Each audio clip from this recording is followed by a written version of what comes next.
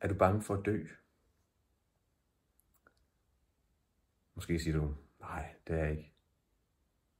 Mens du vender dig rundt og siger, jeg vil bare have det meste ud af livet. Jeg vil virkelig, jeg skal nå det hele. Fear of missing out. Alle de her ting, jeg sagde. I det ligger der faktisk en indlejret frygt for det, at skulle dø. Så måske ligger den der, men bare med omvendt fortegn. Grunden til, at jeg nævner det her med døden, det er fordi, det er noget, der fylder for mig selv. Noget, jeg bevidst vælger skal fylde. Og så er det også noget, der har rigtig meget med vores åndedræt at gøre. Og det er derfor, vi skal nørde lidt i den her lille video her. Hvis vi starter med mig selv, så var jeg tidligere bange for at dø. Det betød faktisk, at jeg dengang prøvede at gå i den retning, finde ud af, hvordan kan jeg blive mindre bange for at dø. Så jeg havde blandt den fornøjelse i en kort periode, før jeg fik mit første barn, at være vågekone inde på riget. Det vil sige, at jeg skulle sidde med folk, der tager deres sidste åndedrag. På det tidspunkt var jeg ikke klar over, at lige præcis den måde, vi trækker vejret på, når vi dør, at det er sådan en helt bestemt måde. Det hedder Cheyne-Stokes breathing i sundhedsvæsenet. Og det sjove er, at lige præcis den her eller måde at trække vejret på, er også en vejrtrækningsteknik, som jeg rent faktisk bruger i min praksis. Også på min masterclasses. Jeg var dog ikke dengang, eller da jeg lærte den at kende, klar over forbindelsen til dødsøjeblikket.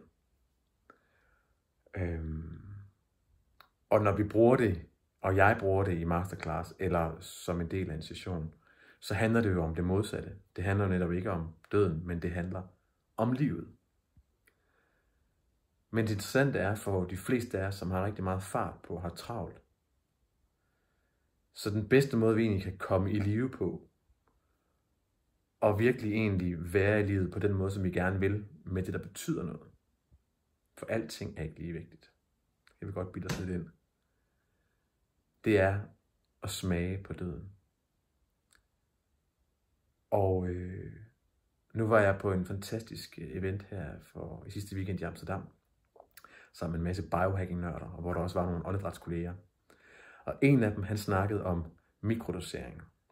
Det kan godt være, du ikke ved, hvad mikrodosering er, men det er meget i forhold til, ja, så look it up, google it. Men ordet i sig selv giver jo mening. Doser, mikrodoser, små doser. Men han snakkede om at mikrodosere døden. Og det har egentlig taget ret meget til mig.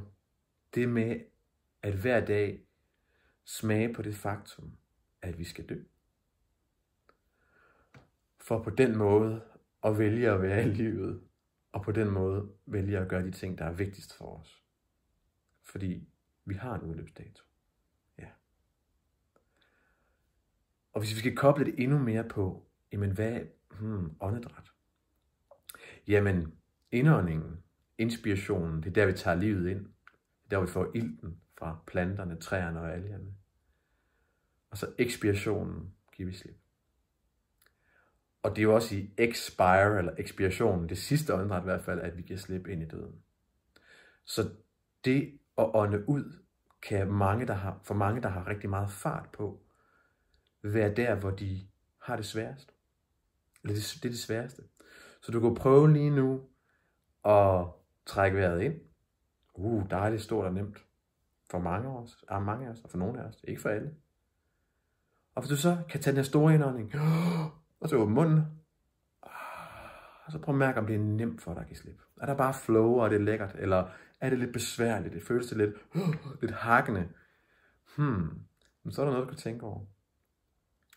Og det relaterer sig i virkeligheden til det her med, at jeg egentlig så meget i ro med mig selv til, at jeg er klar til at give slip på livet.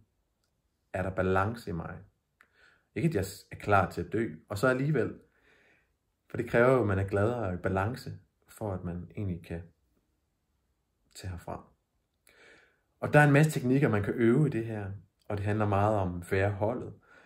pausen efter udåndingen og selve udåndingen. Og der er mange forskellige måder at arbejde med det her på.